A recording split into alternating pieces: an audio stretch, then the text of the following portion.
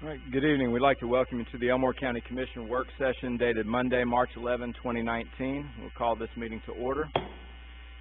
We would like to begin with special presentations this evening. This is a great opportunity for the County Commission to recognize the achievements of some of our students in Elmore County.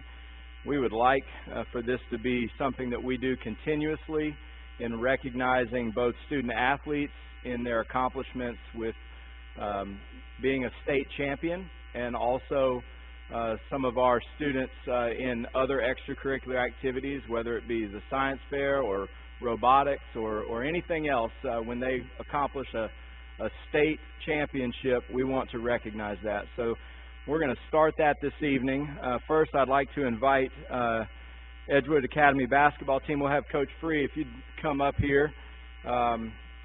We will have the whole team come up in just a few minutes, and we'll get some pictures together. But can you tell us briefly in a couple minutes about your season this year and the success that you had?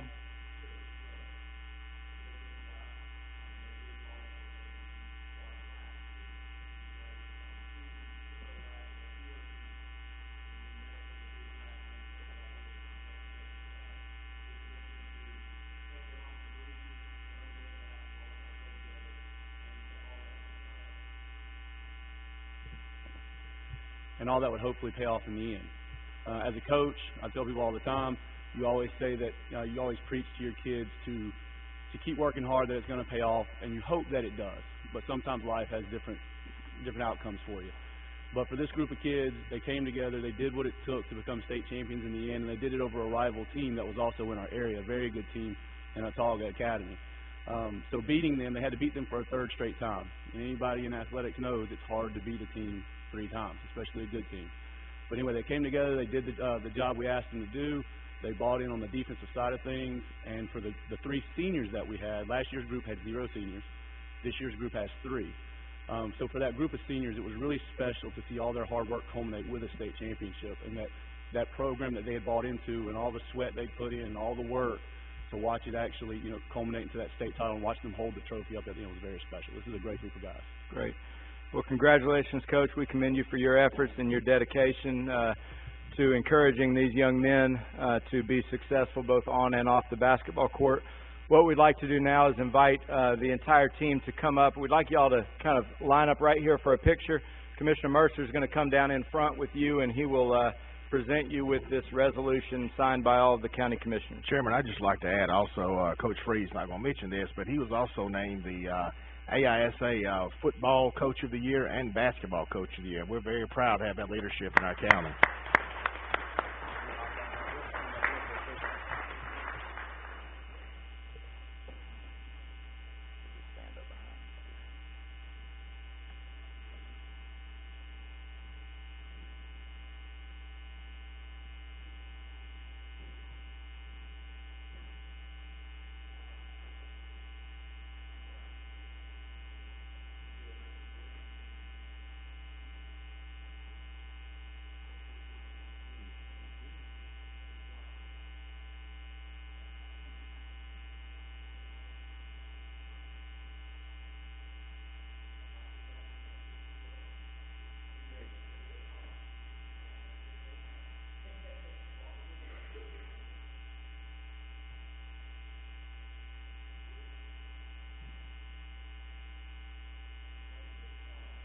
Thank you. Congratulations, guys.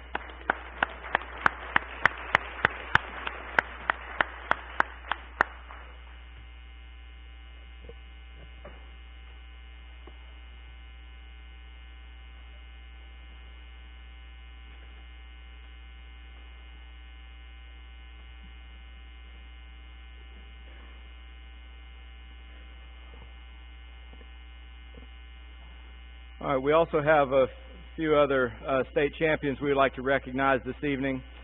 We have 3 student athletes from Wetumpka High School here represented. The high school wrestling team at Wetumpka had a very successful season. They finished the season 2nd in the state as a team. However, they had 3 individual student athletes who won their respective weight classes. And so tonight we would like to recognize these three individuals.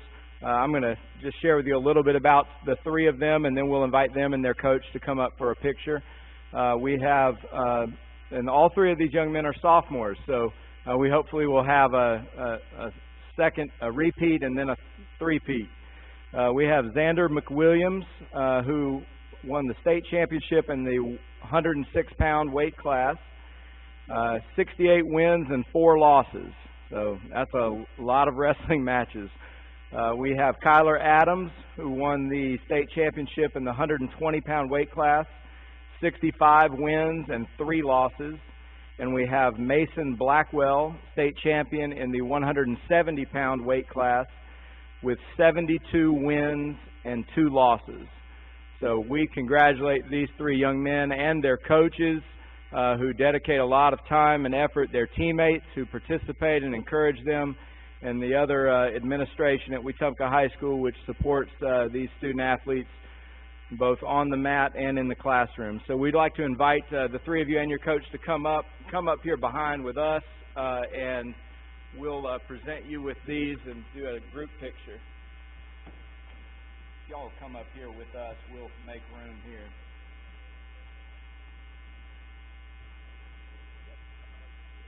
Yeah, y'all just come in right here, and then we'll flank around the side here. Let's see, why don't you get on this side here? One more over here. I'll stand right here. Okay, this good? All right. Let's stay tuned.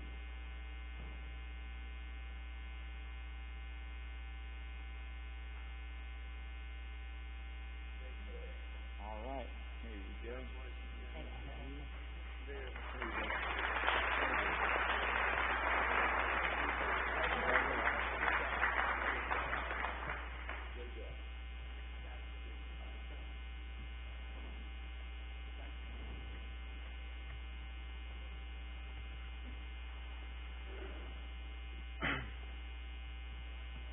The other benefits of doing this is we get a lot of people at county commission meetings, so that is definitely an added bonus. We'll proceed now with our regular business. We have a review of the minutes of the February 25, 2019 commission meeting. Okay.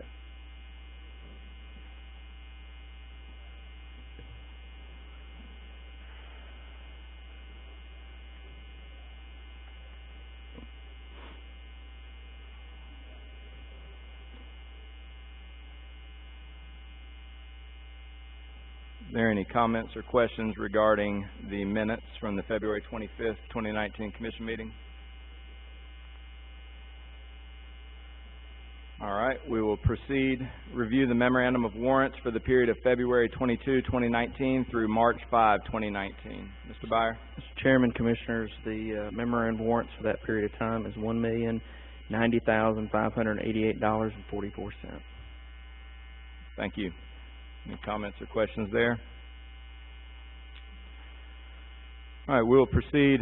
We have listed a public hearing for a retail beer off-premises only license. However, that will be moved to our next meeting due to the need for it to be advertised for a period of time. So we will proceed now to old business. We'd like to invite Miss Judy Robertson from 58 Pine Forest Drive to come up to the podium. Ms. Robertson, you'll have 3 minutes to address the commission.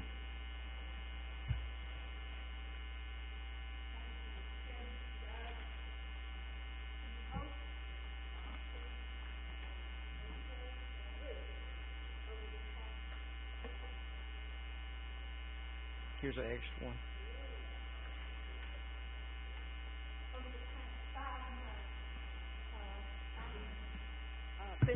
Been waiting for some work to be done in the drainage area of Pine Forest Drive, Jasmine Hill Road, and Bush Hill Drive. All of these areas have raised shoulders. The water is flowing down driveways, down Pine Forest Drive, down my driveway, and my home is now a lake. This water previously was flowing into a pond across Jasmine Hill Road. It is now flowing down my driveway, and it's standing in my foundation, and my front porch slab is very wet, and it doesn't dry even after maybe 5 or 6 days of dry weather. So I really believe that my request is a very genuine request. I have waited 5 months, and I have 2 months left, and I need to put a for sale sign in front of my house. I need the yard graded and sodded, and repairs run, and a lot of things out of my driveway. Right now, my driveway is blocked off in 2 sections, and a retaining wall has water pouring over it. So it is unsafe to go down the driveway, and I also have water coming into my garage. So what I'm asking the county to do is make sure within the next couple of days that I can get down my driveway safely, and that we can work out the grading and the sodding of the land. I believe a total of 7 months to get all of this prepared is reasonable. I do have a work order. We haven't been transparent in the first 5 months. I had never made out a work order, and there have been a lot of inconsistencies on what I've been told. Also, 2 weeks ago, today, in the morning, I was told that I would have to sign a work order, fill out a work order. That afternoon, about 4:30, I was told the workers will be out first thing tomorrow morning. I won't have to do that. So I waited. No workers came. So I'm, a little confused as to the inconsistencies as to what went on 2 weeks ago today. But I did call and got a work order and had 4 of them sent to the house and made it in time on Wednesday to get it to the office, and that's why I'm speaking today. We do need to revise the drainage route on Jasmine Hill Road, grade shoulders, Bush Hill Drive, Pine Forest, and Jasmine Hill Road, reopen pipes that open the flow of water into the pond, and open culverts in the area, and to make it very safe for me to get down my driveway. Do you have any questions? We will continue to service the ditches and the culverts and the pipes that you're referring to in that area. You reference all of your neighbors and other people having water on their properties, none of which in the past 2 years have contacted us regarding any of those issues. We actually went this morning and took pictures of all the ditches and culverts and pipes, and they are all just about as clean and clear as you can have them.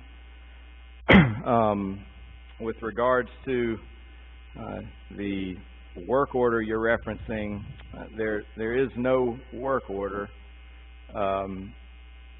The document that is required to be on the agenda for a county commission meeting is a request for consideration, which we have other people here tonight that have filled out that form and submitted that to be on the agenda. That has never changed. That is posted in the courthouse. It's posted on our website, and upon your request, we mailed those forms to you. So we have the form that you completed, and when a citizen completes the form and turns it in advance, which you did, prior to Wednesday at noon, then we're granting you the opportunity to come and speak. So Okay. there is no work order that a citizen would fill out. I appreciate speaking with you, and when you return my phone calls, I certainly appreciate it. I know that there is a 2.5-year statute of limitations that is a state situation, and I believe that the county government is taking advantage of the property owners in Elmore County, and so this must be deleted by the state legislators. I have talked with Will Barfoot, and I have talked with Reed Ingram. They are well aware that this gasoline tax bill, that it needs pork in it, and this will be one of the issues that will be pork. I believe that there's a lot of harshness among what I just heard coming from Chairman Stubbs, and I do understand that I am a citizen with no large equipment, and I have no authority to take any large equipment and grade the shoulders of Jasmine Hill Road, which is the major flow of water onto my driveway and onto my land. My land is receiving the water by way of the 2 large lots on the corner. It comes to their land long before it comes to mine. It's flowing. The ditches are shallow, and what you saw when you rode by and you looked at the ditches, you took pictures of the culverts. What you saw, because I've got pictures of those same culverts, is there is sand. Now, by the end of the summer, all of that will be grown up. So I consider all those culverts you consider open, I consider closed. Okay. And the 2 pipes that flow into the pond, those are completely closed. All right, thank you. Thank you so much. And one question is, will it be safe for me? Commissioner Reeves has a question for you. Yes. Yes, sir.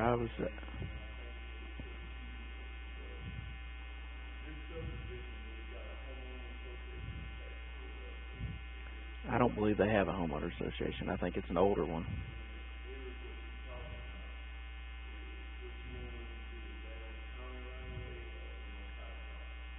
The overwhelming majority of what she wants is on private property. The part that is on county right away, there's nothing wrong or nothing contributing to her problem. Okay, there are 2 berms I can't get down my driveway. The water is flowing down my over the berms. I now have 3 ditches between my house and the road. There's the one at the road, and then I've had to dig 2 ditches to keep the water from flowing into the house. Okay. So Well, if you will do more study, more work on this, and thank you. I especially thank the ones of you that have returned my calls, and like I say, if we can work something out without having to go to the state level, I'll appreciate it. Thank you. Thank you. All right, we'll proceed now with an update on the Timms Building property. As many of you remember, we have discussed the Timms Building some time ago, and Mr. Courtney has been working towards getting some information from the Attorney General's office referring to what options, if any, the County Commission has with regards to the use of that building or the subsequent sale of that building. It's currently being used as storage for some materials from the Sheriff's Office and others, I think. It's my understanding, Mr. Courtney, that we have received some information from the Attorney General's office that will give us some options or something that we can review in the coming weeks. Is that correct? Yes, Mr. Chairman, that's correct. We do have something that we can start to review and continue to make progress on this, just as we have been. Okay, thank you. Is that something that we can, as you gather all that information this week, can you get that out to all the commissioners so that prior to our next meeting we can discuss that? Yes, it is. Yes, sir. Okay. Thank you. We appreciate you working with the AG's office on that, and we appreciate their help in determining what we can do. Yes, sir. We'll proceed now with new business. We'd like to invite Ms. Amanda Hannon, Director of Operations at Elmore Community Hospital, to come forward.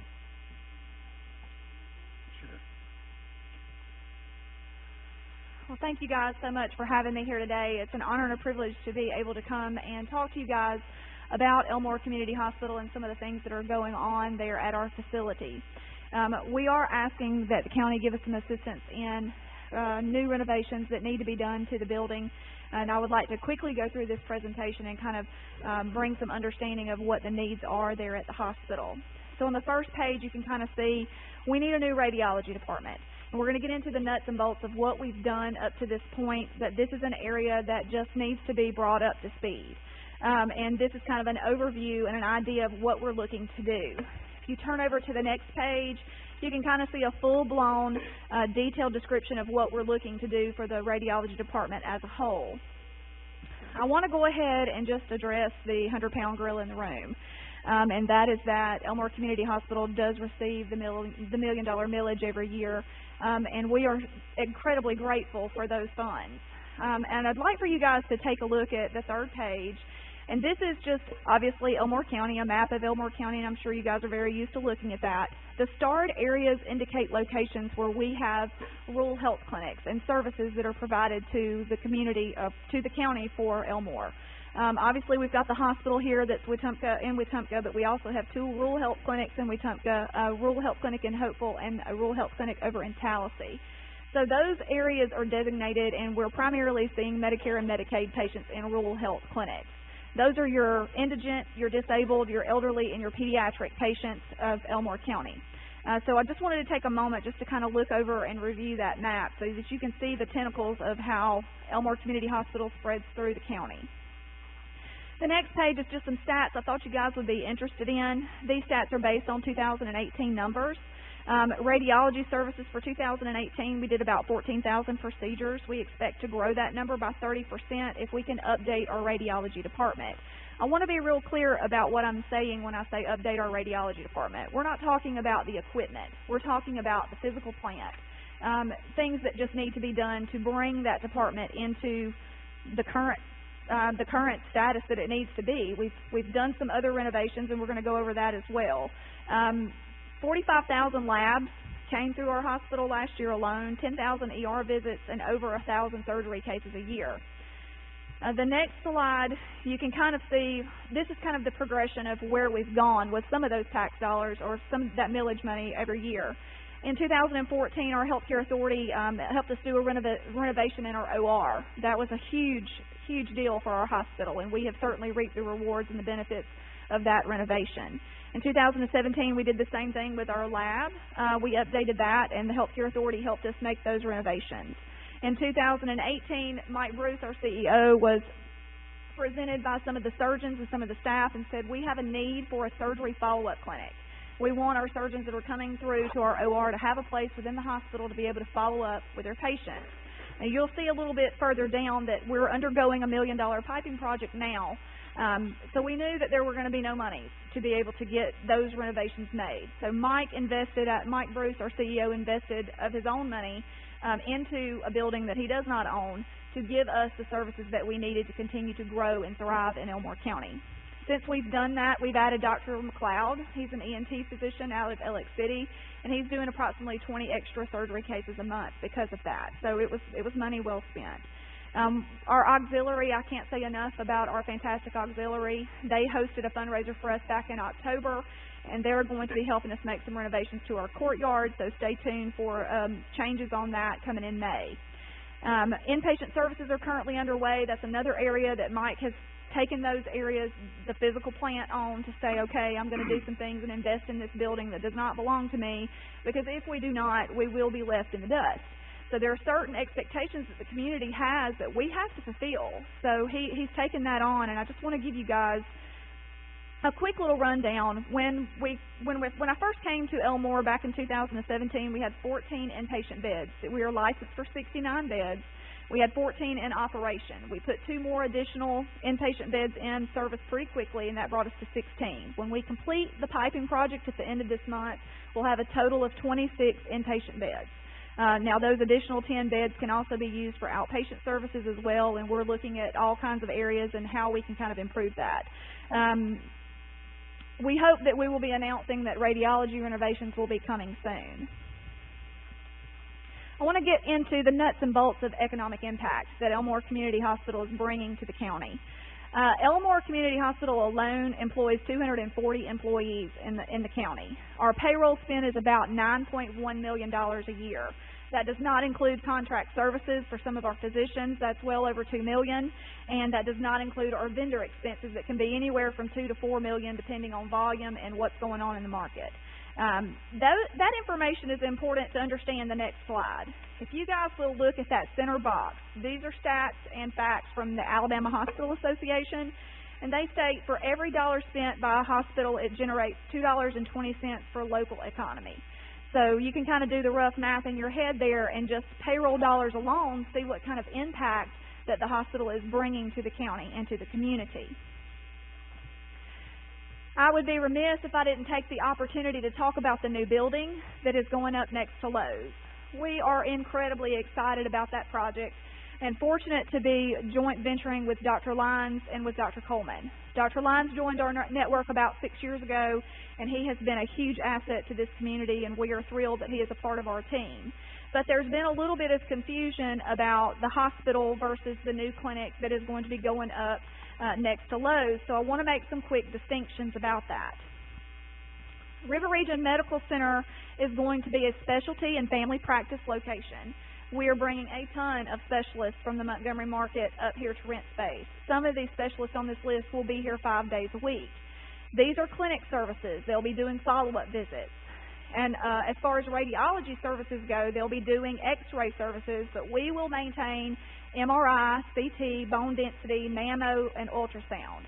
Additionally, we provide 24/7 ER services that will not be housed in the new medical complex, and we also have inpatient and outpatient surgeries. So while we'll have surgeons that will be coming and seeing their patients for follow-up visits, surgeries will not be held in that medical complex. So I just wanted to make those distinctions while I had your attention today.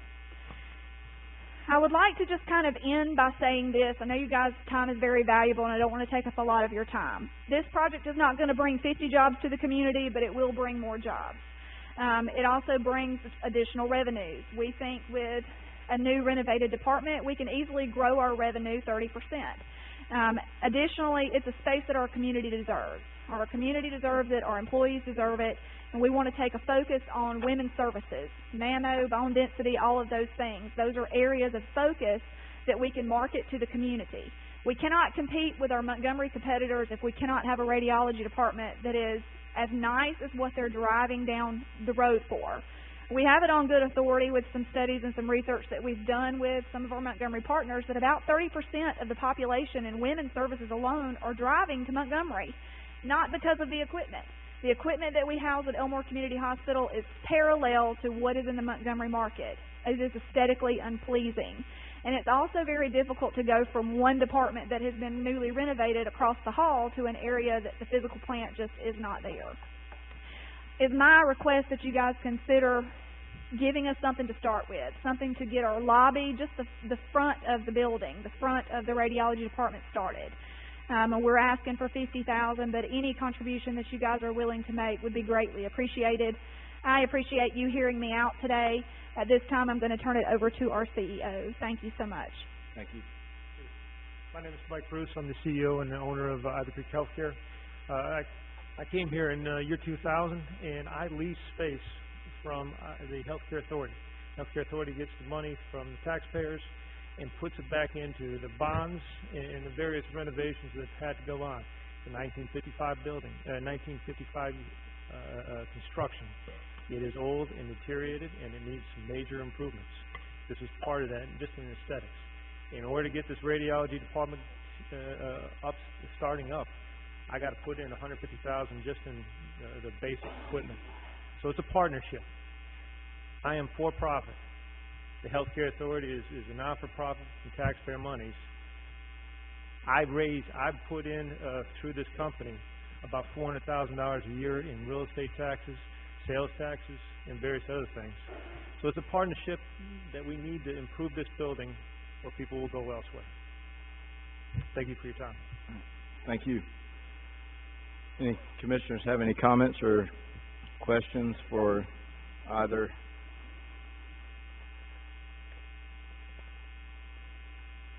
Mr. Chairman. Yes. Thank y'all for coming. As you pointed out in the beginning, I'm deeply concerned that with that 1 mil tax, all of the residents of Elmore County pay into that. And yet we have two hospitals, one in Wetumpka and one in Tallahassee. Tallahassee does not benefit from the Healthcare Authority submitting any of those funds to them that I'm aware of.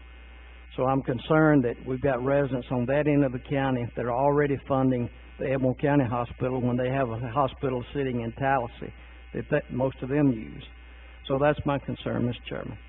Thank you. One question I have is, looking at this with the 10,000 people that visited the ER that you have on this slide, a lot of those people, if I understand it right, are Medicare and Medicaid.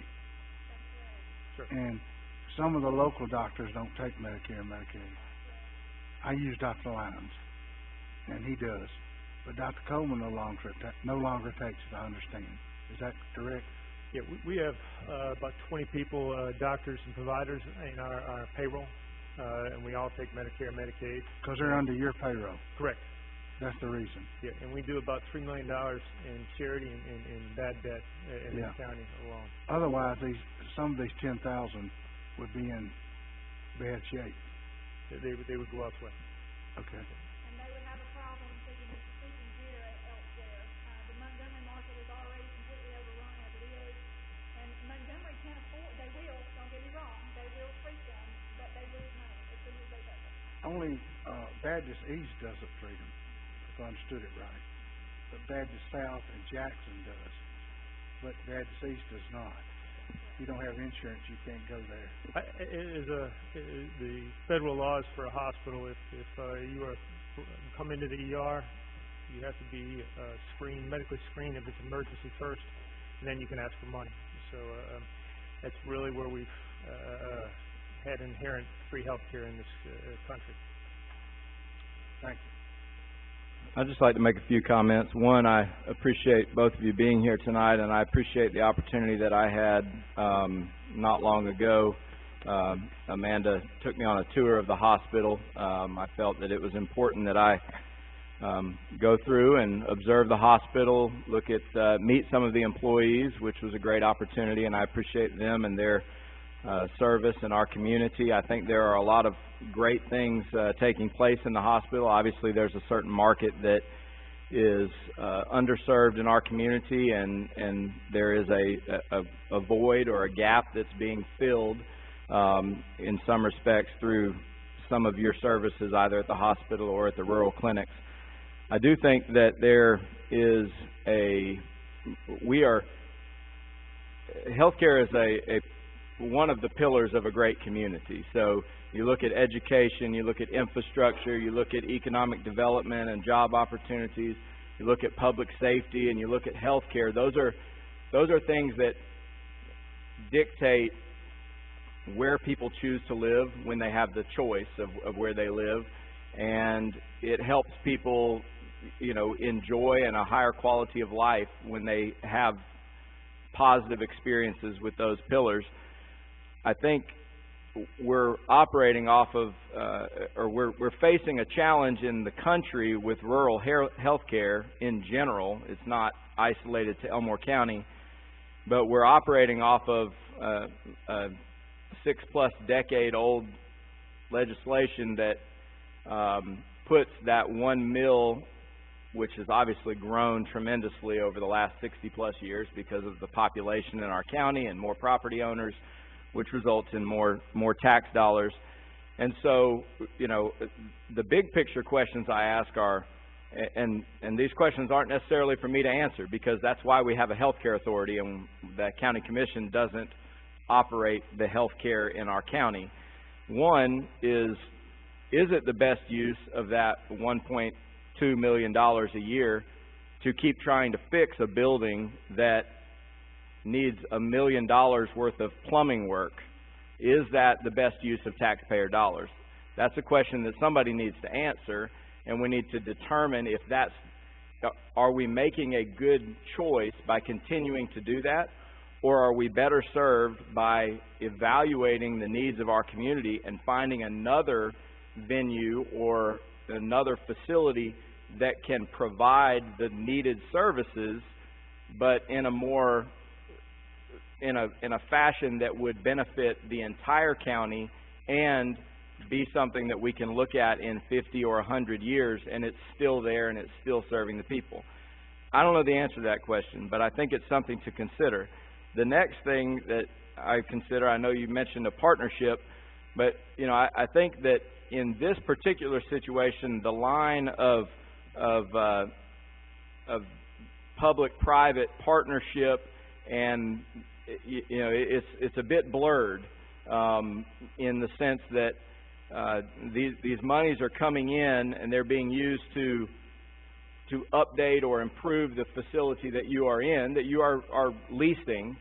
But why isn't that money being used to update other private for-profit businesses who provide health care in our community? Why isn't money being used to improve another facility? And I understand that's why I said we're operating off of archaic legislation that's 60-plus years old, and it locks us into something that other for-profit businesses who provide medical care in our community look at that and wonder, how is that serving all of us, because it's directed to and it's benefiting one business? So, you know, when we consider all of this, those are some things that come to my mind. I think that we've got to have a solution for better health care in our community, in our entire community. We've got to have these services, which are going to be provided by the River Region Medical Center, is a great step. It provides, you know, those professionals, those specialists are coming to our community instead of our citizens having to drive to Montgomery. So that's a huge step, but I would much rather see us move in that direction for healthcare as a whole than, you know, continue to update and try to modernize something that as soon as you take 2 steps forward, you take 1 step back, because, you know, the next thing is going to be air conditioning, and then it's going to be the roof, and then it's going to be the parking lot, and then it's going to be, and so are we doing the right thing? And I'm not asking you guys to answer that because you're not the healthcare authority, but those are things that we consider. Are there any other comments or questions from commissioners? Yeah, Chairman, I did. I had one, and looking at your PowerPoint presentation, when you were talking about stats, you're saying that you serviced 10,000 people in your ER last year. Is that correct? In 2019. Has anything changed about your ER in the last few years as far as the level of services, the number of hours you're open, the staffing, or anything? It's ER is 24/7 for any ER. The biggest thing is probably the cost of getting physicians. The competition in physicians is skyrocketed, and to maintain the level of quality there has been a challenge. But quality of nurses, those things, not much has really changed in that respect. Is it staffed by a physician the entire time, 24/7? Yeah, correct. It is. Okay. All right. That's all I had, Chairman. Thank you. Any other? All right. If I could address your comments, you know, I think Clanton went through a hospital closure, and they ultimately put a brand new one up. It is my understanding that it was about over $50 million to put a brand new hospital. $1 million a year won't touch that. I've got to survive. If the goal is in some time to get a replacement type hospital, that's a long ways down the road, and we still need to maintain. If we don't continue to try to improve and be competitive, we're gonna be left in the dust, and you're gonna be faced with a situation where you've got a closure of a hospital, and then try to do it, when you don't have the funds available, or enough funds available. So, this is not a long-term solution for little things like this, but we've got to maintain competitiveness until we have a solution. The Healthcare Authority, and I've worked with them for a long time, they're putting together kind of a master plan to address those kind of things. But running hospitals, we talked about a for-profit business. It's a little unique in healthcare. I have to, the charity care that we do there is a lot. The sales tax that we bring in is a lot. Income tax, all those kind of things. So that's the partnership. The building still needs to be maintained, or you're going to have nothing. So right. And we want the services to be provided. I think that when you consider, you know, when it seems desperate, or when it seems those types of things, then the question becomes: is $50,000 for the appearance of a room? Is that where we should spend $50,000? So, sure. You know, I think that those are all things that we can consider as a county commission, and we'll continue to work closely with the Healthcare Authority and discuss. You know, maybe there is a master plan that can be collectively, and we can include a lot of different communities, include some representatives from, you know, some of our municipalities, and get a grand master plan together. So thank you very much. Thank you. We appreciate being here. All right, we'll proceed now. Discuss surplus of Sheriff Department vehicles and selling same through J.M. Wood Auction in Montgomery. Mr. Chairman, Commissioners, the Sheriff's Department with the Drug Task Force has a number of vehicles that are outlived their service life, and they're just asking to put them through the respective auction to sell them. This is a routine occurrence for them to do annually. Thank you. Consider petition for excess funds from tax sale by J. German. Mr. Courtney. Thank you, Mr. Chairman. I reviewed the petition. The sale was actually in 2011, so it's under the old rules, so to speak. Under the applicable law, the county is not compelled to grant that petition. The county's not compelled to grant that petition. Okay. And under the applicable law, it's different now, but it was a 2011 sale, so okay. It is not. Any comments or questions from Mr. Courtney from any commissioners?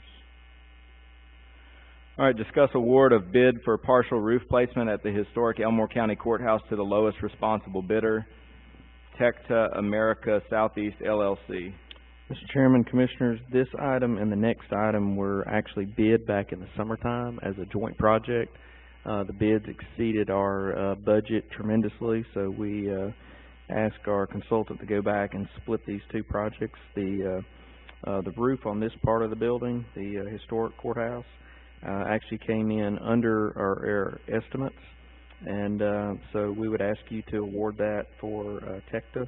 And Mr. Chairman, if you don't mind, the next bid for the jail roof is a little bit higher, but the two combined are about $20,000 more than what we put in the budget. And we have already, the facility manager and I have already looked at line items in the budget that we can move around to be able to handle that.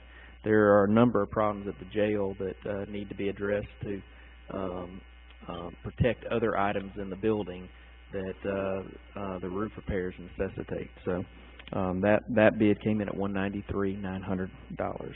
So, are we seeing an increase in the cost of materials for these types of projects? I would say the metal roof, yes. That is lower than what we saw back in the summertime, but still it's increased above what we initially got about a year and a half ago, 2 years ago when we started down this road.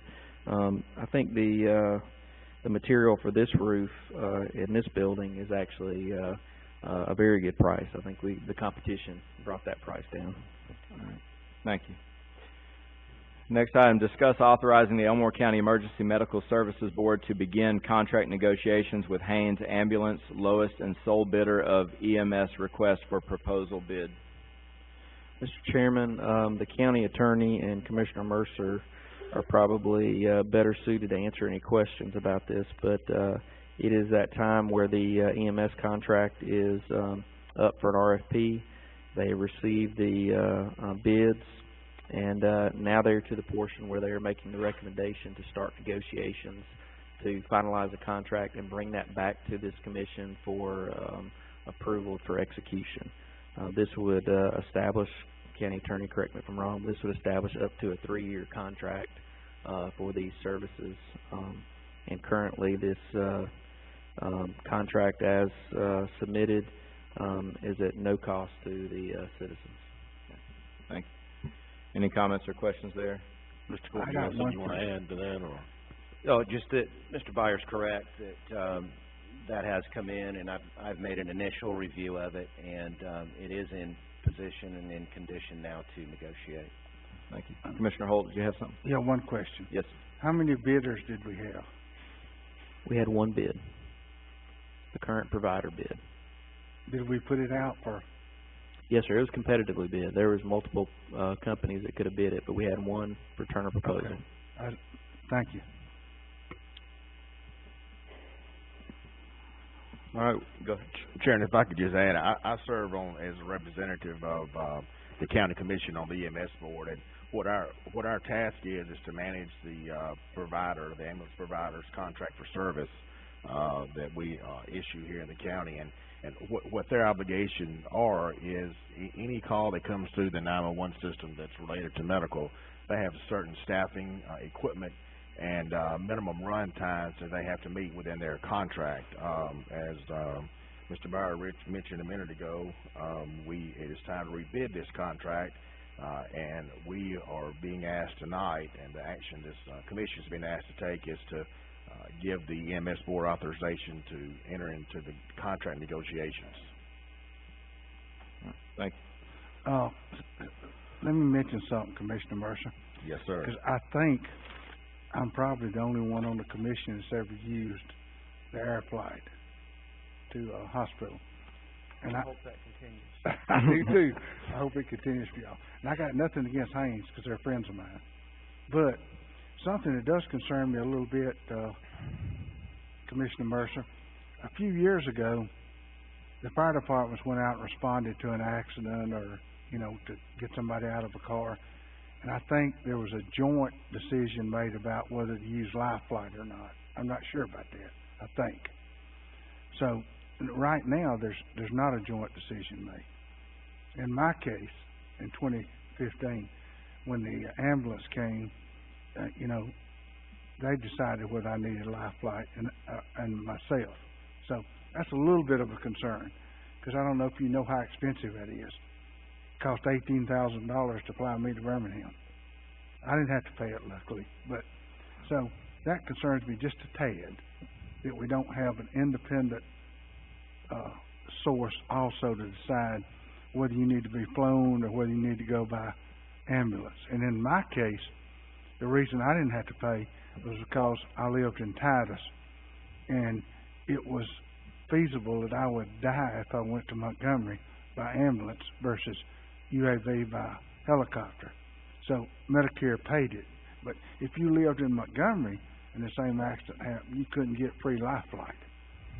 You'd have to pay for it if your insurance wouldn't. But that's my only concern, and it's not a negative for Tony. I like him a lot, and his wife goes to church with me. But I'm a little concerned that the provider decides the services that you get. Well, Commissioner, you have two of the members with Commissioner Mercer and the Vice Chair, Keith Barnett, behind us, so that they can relay that on to the EMS board and have those discussions as the negotiations are underway. I'm not saying they did anything wrong. They saved my life. But, you understand what I'm saying. Yes, sir. Thank you. Thank you, Commissioner Holt. Yes. Mr. Chairman, just regarding the ground ambulance, I guess I live as far out as like Commissioner Holt, I live in the north part of the county, about 2 minutes from the Tallapoosa County line, and I will say that, you know, for years we had a real issue with ambulance service up that way, getting there in a timely fashion. But I can attest to the fact of being in law enforcement and responding to a lot of scenes myself, in addition to the EMS people. They've done a good job in recent years. Things have gotten much, much better since the agreement was made with Haynes, initially with Mr. Jones years ago, several years ago, and they've done a real good job covering our area up in the lake area, getting there in a timely fashion, and that is much improved than it has in the past. Thank you. Mine too. Thank you. And Commissioner Doctor, if I could just add, we monitor those response and run times on a monthly basis. So that's something that we continue to try to make sure that the provisions are being adhered to the best of all's ability. A lot of times there's things that influence that we can't control, weather and such, but we monitor that and just to make sure that we're holding those standards as high as we possibly can every month. Thank you. All right, we'll proceed now to discuss authorizing chairman and or CEOO to execute commercial lease to retain the Elmore County Probate Office Millbrook Annex in its current location. Mr. Byer, I understand we've worked with Probate Judge Thornton on this. We have, and we've worked with the county attorney has reviewed this, and Millbrook has had the opportunity to review it as well since they participate in the lease. And I believe we've got everything in line to return back to the owners of the current property. We've been there for about 5 years now, and this will take us give us the opportunity to go out another 3 years and keep everything in place. As far as I know, the probate office is happy with the location. They don't see any need for any kind of change. Thank you. Yes, sir. All right, we'll proceed to discuss authorizing chairman and or CEOO to execute contract with CMH Architects for replacement facility for Sheriff's Department facility destroyed by January 19th, 2019 tornado. Mr. Chairman, Commissioners, we've been working with the sheriff for well before the tornado back in January on his need assessment and for the next 10-15 years. One of the items that he identified was the facility that his task force occupied, and once that was destroyed by the tornado, we have found temporary housing for them, but that will not last very long. What we're asking is for y'all to authorize us to sign a standard architectural agreement with CMH Architects that would follow the Alabama Building Commission guidelines to be able to start the design process and get the facility in a position to be able to bid and get the sheriff back into a permanent facility to house that. This facility would be co-located on existing county property up at the judicial complex, exactly where the sheriff would like for it to go. Thank you. I've had discussions with the sheriff as well about this, and think that this would be a great step for that task force and for his having everybody in a comparable area there. We'll proceed now. Consent docket, approved medical leave, emergency medical leave for Vicki Stewart. Personnel notifications, notification of hire of Patrick Smith, equipment operator 1, fill vacant slot, effective 3/18/19. Notification of hire of Lincoln Glenn, equipment operator 2, fill vacant slot, effective 3/18/19. Notification of termination of Robert Caro, corrections officer part-time, effective 2/25/19. Notification of promotion of Dwayne Matthews, construction supervisor, fill vacant slot, effective 3/18/19. We'll now proceed with reports to the commission. Mr. Byer. Mr. Chairman, Commissioners, first thing I'd like to say is on the EMS contract, I'd like to just commend Keith Barnett on his work. This is one of the first things he encountered when he was hired on with the county, and he has taken the bull by the horns in terms of working with our county attorney and getting this contract in the shape to be able to not only issue the RFP but also have it evaluated. He's worked well with the members of the EMS board, and I think Commissioner Mercer would attest that he has been able to help navigate through some things that may not have been foreseen in the past with the way that that contract was worked out. So I want to thank him and his staff. The other item I want to update you on briefly is just the effort on road and bridge revenue. Friday in the House, the House Bill 2 passed by a vote 83-20. Earlier today, that same bill passed through the Senate committee and will be on the Senate floor tomorrow. We got a communication just a few minutes ago from the ACCA encouraging everybody to not only contact their senators, but also if they can be in town tomorrow to be down there around 9:30 for the Senate going into session at 10 o'clock. Y'all are very well aware of the resource needs we have on the road and bridge front, and this will give us a good leg up in getting some of those addressed. It's not the cure-all, save-all for all our needs, but this is a step in the right direction for us. That was one thing that we communicated when we were in Washington, D.C. about a week ago. We had the opportunity in a number of different occasions to meet with representatives of the administration and both sides of Congress. I gave you a little two-page handout that showed all the contacts that were made while we were in D.C. From the Senate Environmental and Public Works Committee to the House T&I Committee, both majority and minority, Republicans and Democrats. We also had the opportunity to meet with Sean McMaster with USDOT, who's the Deputy Chief of Staff of DOT, somebody that is been very high up in the administration with President Trump. And then on Tuesday morning, before he went to our Hill visits with Congresswoman Roby and Senator Shelby, we had the opportunity to actually moderate a session with Mr. Alex Hergo, who's over all the federal permitting and the streamlining process that President Trump has been working on. So we had good dialogue for about an hour and 15 minutes with him, where he explained what efforts the administration is trying to do to streamline our federal aid projects, but also we gave him some good anecdotes of things that we see on the ground that maybe he was not aware of. So the only other thing I'll mention from our meetings was on the Friday when we first arrived in D.C., we had about a 4-hour session with EPA and the Corps of Engineers talking about the waters of the U.S. and the proposed rule. And so we, myself and one other county engineer from the state of Washington, had a good bit of dialogue as the only two technical experts in the room with EPA and the Corps on this rule that could not only impact county government but our citizens in terms of how waters are defined that are jurisdictional to the U.S. government. So that's kind of a long-winded but snippet of our visit. It seems like that was pretty good summary for all the time that we were there. But very good visits, very good information, some grant opportunities were brought to light. We also talked about the census. We talked about broadband and a opportunity that NACO has for us to actually help the FCC correct some of their mapping with the with an app that they came out with. So, Mr. Chairman, that's all I have in the way of a report. I'm sorry for being so long-winded there, but do you have any questions of me? Thank you. All right, reports from the Commission. Commissioner Holt. First of all, I'd like to say I appreciate the citizens that were here tonight, and also the young people, which was great.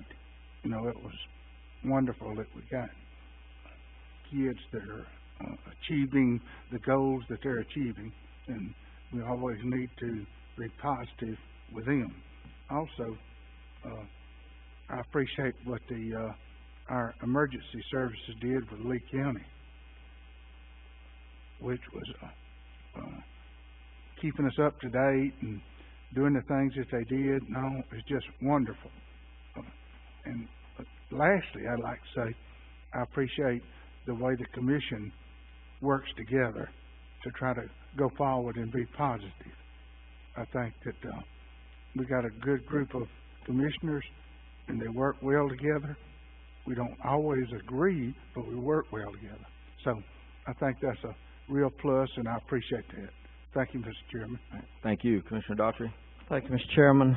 Just to reiterate what Commissioner Holt just touched on, I think during the last couple of 3 months, we've seen that we certainly can feel good about the choice we made for Director, Keith Barnett. He's come through with flying colors in these horrible emergencies.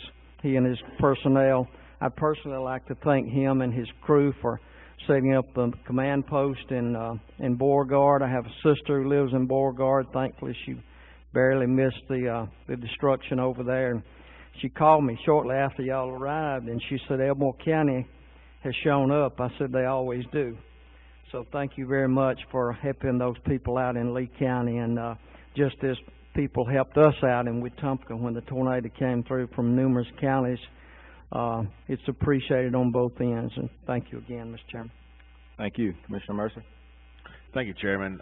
Always finding great value in listening to those that have come before me.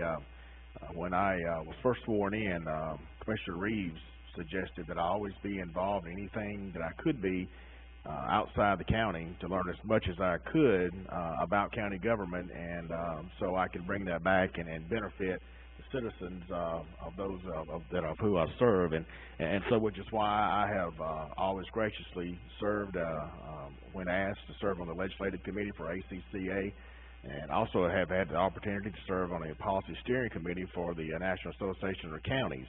As Mr. Byer mentioned just a minute ago, we attended a conference this last week, and one of the things that was a major topic of discussion was the lack of connectivity across the nation, whether it be broadband, cell phone, because we all know the importance of us being connected to do our job, to live our lives. And I was actually exposed to a healthcare test that was being done on a family member of mine, and 10 years ago they would have had to probably been in the hospital to have this test done, and they were carrying around a bag, and it was connected to them, and it was transmitting the data back to the hospital, so they were not having to stay in the hospital or at the doctor's office.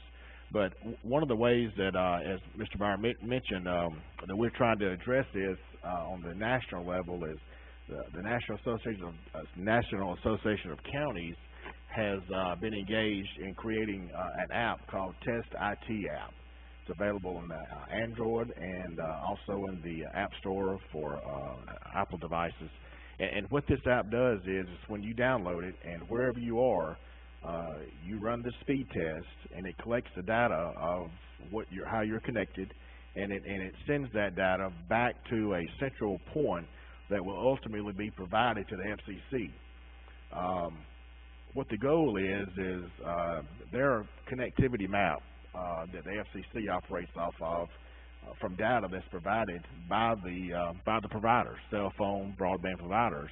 And there's some gaps in this map. When these providers report they provide coverage in an area, it's not down to your address, it's down to a census block, and the census block is a fairly large area. So you may have coverage in one little bitty corner of the census block.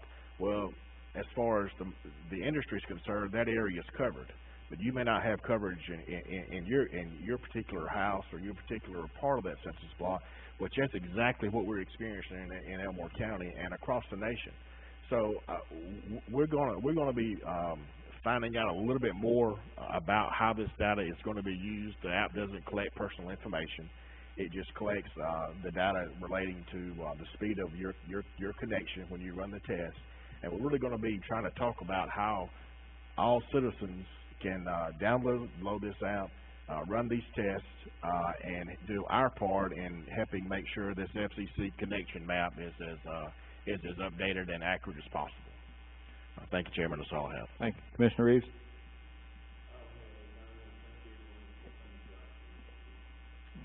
Thank you. I appreciate the opportunity we had to recognize the young people today. I hope we continue to look for opportunities to do that as a commission, and that we'll seek out relationships with the schools so that we can get the information about their successes and accomplishments and take the opportunity to recognize them. We'll now proceed with the important calendar dates. March 25th, 2019, on Monday, Commission work session at 5 p.m., the business meeting immediate following. Saturday, April the 6th, 2019, is our countywide cleanup day, with our town of Casada being the rotation for the month. Saturday, April the 6th, 2019, is Elmore County's second annual Operation Spring Clean for 2019. Monday, April the 8th, 2019 is our next commission work session at 5 p.m. with business meeting immediately following. Saturday, April the 13th, 2019 is Elmore County's 10th annual preparedness fair at Lowe's. And then Thursday, April the 25th is our commission work session at 9:30 a.m. during our county government day. Thank you. We'll reconvene shortly. I'd like to welcome to the Elmore County Commission business meeting Monday, March 11, 2019. We'll call this to order. We'll begin with an invocation offered by Commissioner Reeves, following which Commissioner Daughtry will lead us in the Pledge of Allegiance.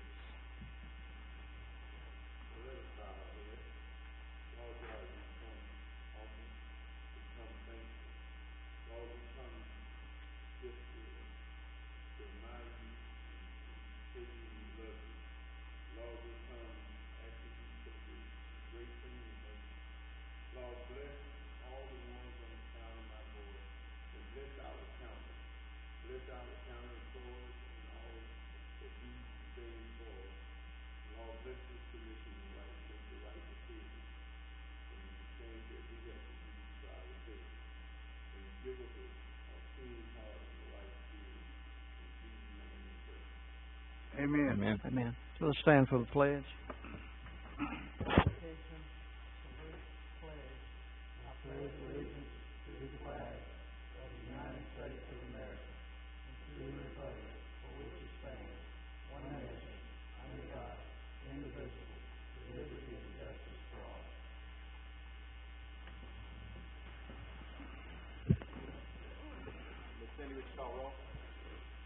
Commissioner Holt. Here. Commissioner Daughtry. Here. Chairman Stubbs. Here. Commissioner Mercer. Here. Commissioner Reeves. All right, we'll proceed with regular business. Is there a motion to approve the minutes of the February 25, 2019 Commission meeting as presented during the work session? Motion. Second. Ms. Cindy? Commissioner Holt. Yes. Commissioner Daughtry. Yes. Chairman Stubbs. Yes. Commissioner Mercer. Yes. Commissioner Reeves. Yes. Is there a motion to approve the memorandum of warrants for the period of February 22, 2019 through March 5, 2019? Ms. Cindy? Motion approved. Second. Ms. Cindy? Sorry about that. Commissioner Holt. Yes. Commissioner Daughtry. Yes. Chairman Stubbs. Yes. Commissioner Mercer. Yes. Commissioner Reeves. Yes. All right, we'll proceed with new business. Is there a motion to approve surplus of Sheriff Department vehicles and selling same through J.M. Wood Auction in Montgomery? Motion to approve. Second. Go ahead, Earl. Go ahead. Ms. Cindy? Commissioner Holt. Yes. Commissioner Daughtry. Yes. Chairman Stubbs. Yes. Commissioner Mercer. Yes. Commissioner Reeves. Yes.